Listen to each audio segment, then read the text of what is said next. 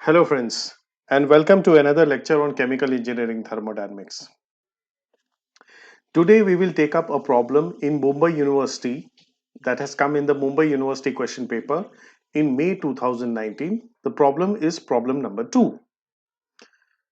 The problem is on your screen. 1 kilomole of an ideal gas at zero point 0.2 megapascal and 500 Kelvin undergoes the following reversible changes.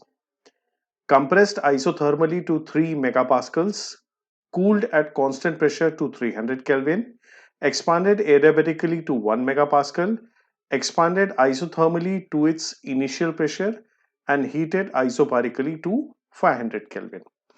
Determine delta U, delta H, Q, and W for the individual process and the entire cycle.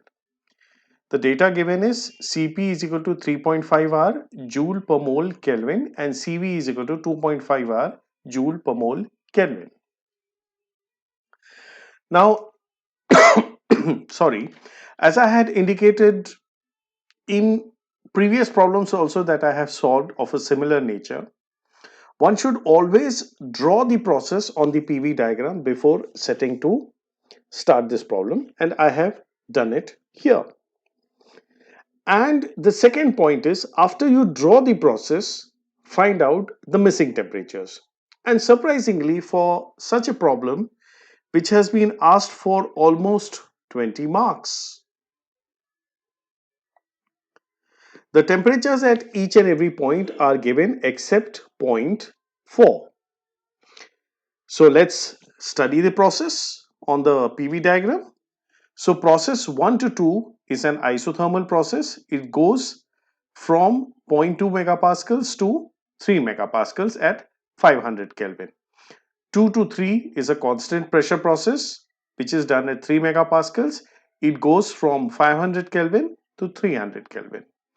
3 to 4 is an adiabatic process which goes from 3 megapascal to 1 megapascal. The temperature at 4 is not known. Now from 4 to 5 it goes from 1 megapascal to 0.2 megapascals. Obviously the temperature at 5 is equal to temperature at 4, and from 5 to 1 it goes from 0.2 megapascal to 0.2 megapascal, finally 500 Kelvin.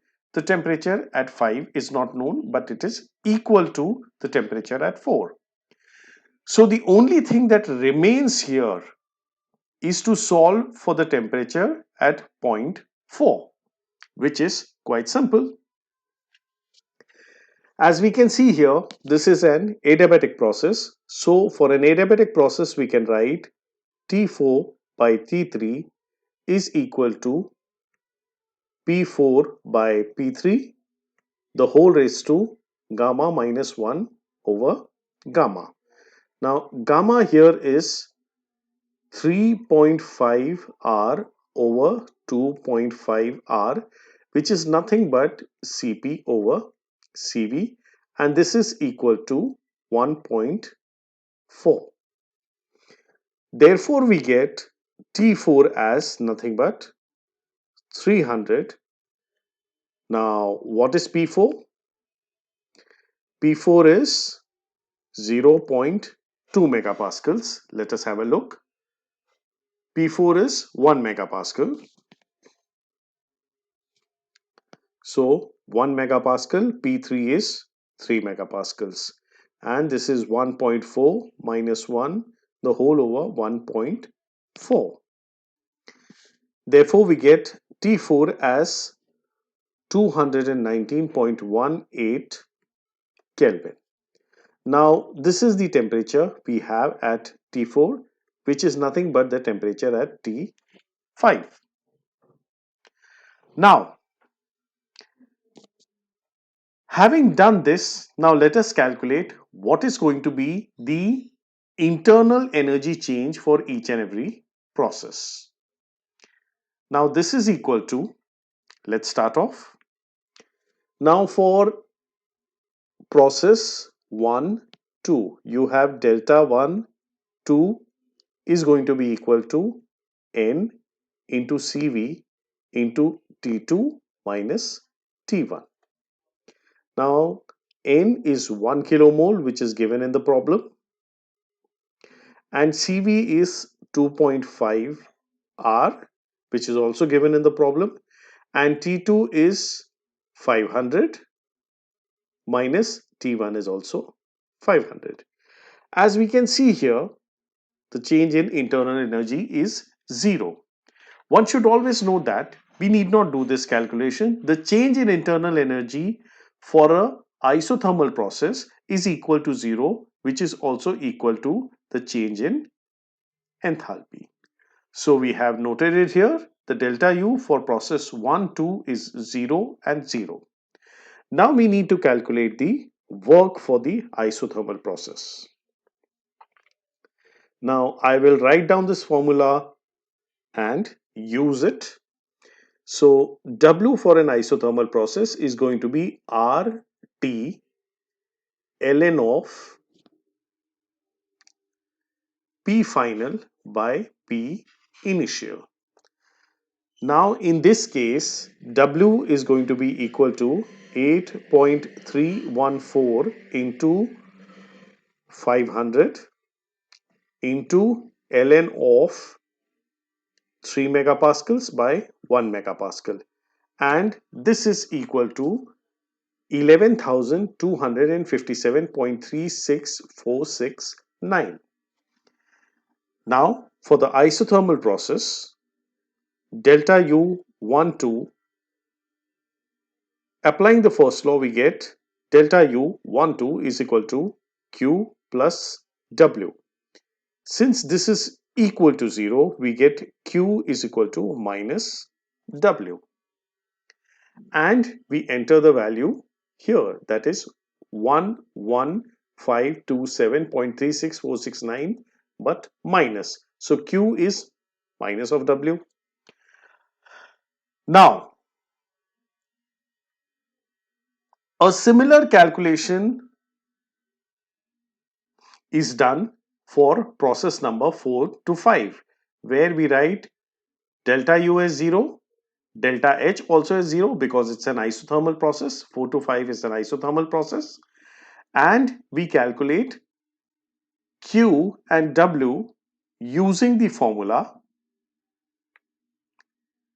W is equal to RT ln PF by PI. Now the work here for process 4 to 5 is going to be equal to 8.314 into process 4 to 5 is an isothermal process at 219.18 Kelvin into ln of the final pressure here is going to be 0.2 megapascals and the starting pressure is 1 megapascal. We can have a look here. 1 megapascal is the initial pressure and 2 megapascal is 0.2 megapascals is the final pressure. And the answer for this is minus 2932.81836. Now the minus of this quantity, or the opposite, equal and opposite of this quantity, is the work done by the application of first law, because delta U is 0. So this is 2932.818386. Now having done the calculation for process 1, 2 and process 4, 5, we now focus our attention on process 2, 3. The delta U for 2, 3 will be equal to N into CV into T3 minus T2. Now this is going to be equal to 1 kilomole into 2.5 R into T3 is going to be 300 minus T2 is going to be 500. Now the value for this is minus 4157. Also, the delta H for this process is going to be equal to N into Cp into T3 minus T1. This will be equal to 1 kilomole into 3.5 R into 300 minus 500. And this is equal to minus 5819.8. Now, since it's a constant pressure process, Q for process 2-3 is going to be equal to delta H 2-3. And therefore, we note down under Q 5819.8. Now we apply the first law for process 2-3, which is delta U 2-3 is equal to Q plus W. Now since Q is equal to delta H 2-3 plus W, therefore W is equal to delta U 2-3 minus delta H 2-3. Now we subtract the value of delta H from delta U and we get 1662.8. Now for process 3 to 4, it's fairly straightforward. Q is 0 since it's an adiabatic process. Delta H and delta U are calculated by using the same formulas. That is,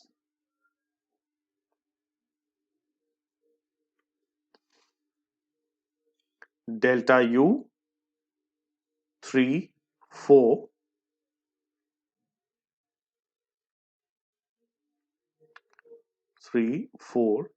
is equal to N into CV into T3 minus T4, T4 minus T3, and delta H 3, 4 is going to be equal to N into Cp into T4 minus T3. Therefore, we get the values for the process 3 to 4 as written here, minus 1679.8437 and minus 2351.78118. Now we apply the first law for this process and we get the work. Applying the first law, we get delta U3 4 is equal to Q plus W. Since it's an adiabatic process, Q is 0. Therefore, delta U3 4 is equal to W. So, for the process 3-4, we get W as minus 1679.8437. 4 to 5, the calculations were already demonstrated in the beginning of this lecture. And 5 to 1 is again a constant pressure process for which we get 5 to 1, we get delta U in the same fashion 5 to 1 and we now change the temperatures, that's T1 minus T5 and this will also be equal to T1 minus T5.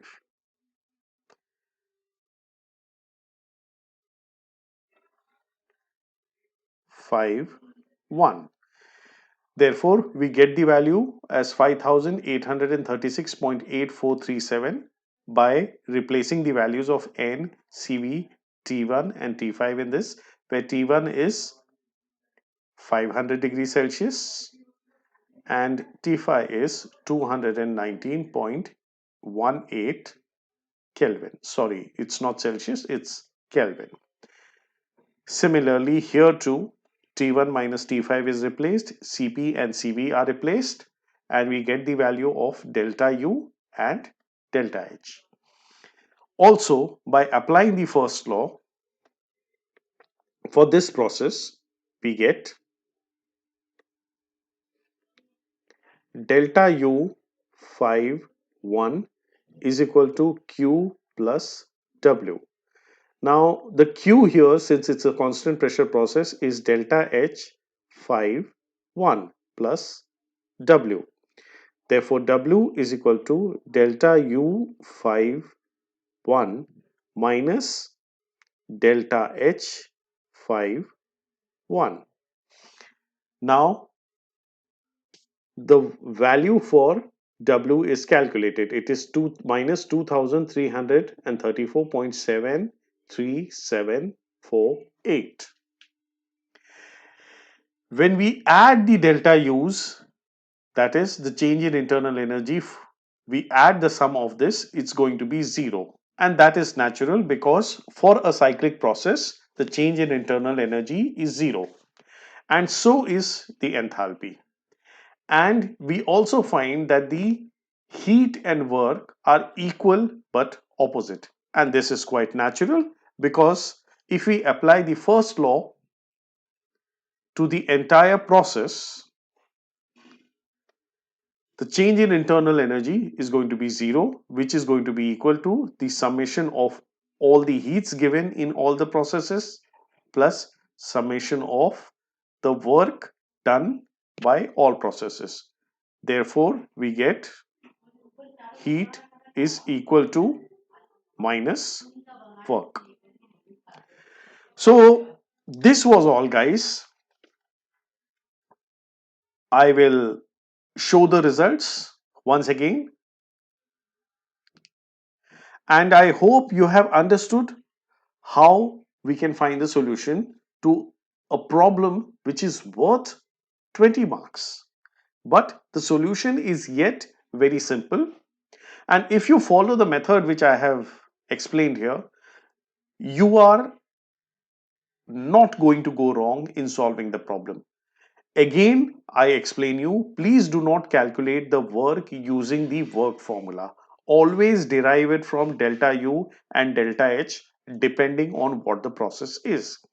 The only time you will have to calculate work is if the process is isothermal, for which the formula is given here. That will be all, guys. Please like and subscribe my channel. This really motivates me to do such kind of work for the students. And do write in your comments if you would like any other problem in chemical engineering thermodynamics to be solved. I will make a video of it and put it up for you. Stay safe. These are Corona times and study well. For that, watch my channel. Keep watching. Goodbye, guys.